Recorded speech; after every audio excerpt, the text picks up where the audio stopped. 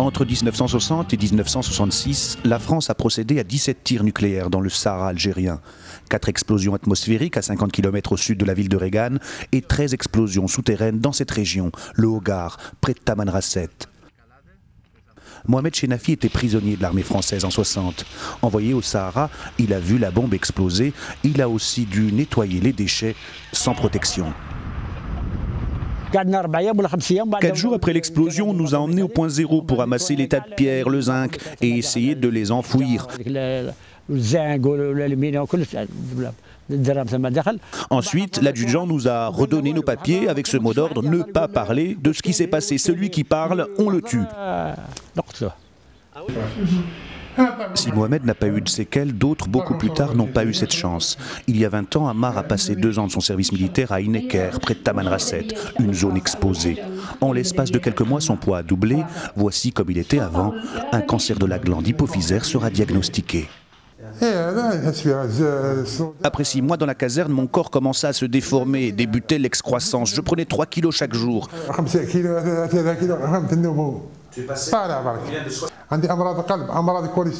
J'ai plusieurs maladies, du cœur, du cholestérol, la glycéride, perturbation de la vue et de mon œil droit. Moi, je suis un simple citoyen. On m'a emmené faire mon service militaire. Je ne suis pas un terroriste. Donc, comme je suis entré sain, faites en sorte que j'en ressorte sain également. Des victimes des essais nucléaires, Maître Ben Braham en reçoit beaucoup dans son cabinet. Elle se bat pour leur indemnisation, mais pas seulement. Il n'y a pas que les personnes qui ont été touchées. Il y a l'atmosphère, il y a les nappes d'eau, il y a les êtres humains, il y a les animaux, il y a le sol.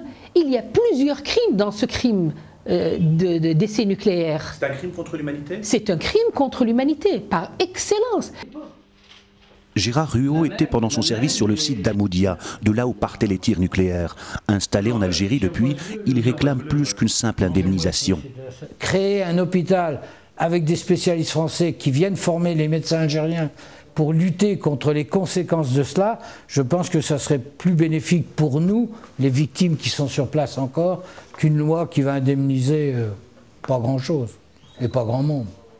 À ce jour, aucune enquête épidémiologique n'a été effectuée pour déterminer les conséquences de ces essais nucléaires sur les populations.